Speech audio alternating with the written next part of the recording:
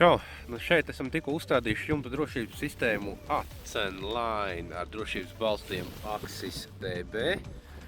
Axis DB jumta drošības balsti uzstādas pie nesošās jumta konstrukcijas. Vai tā ir koka, metāla vai betona spāri, pie tās arī nostiprinās. Un tad iziet lūk šādu te virs jumta seguma.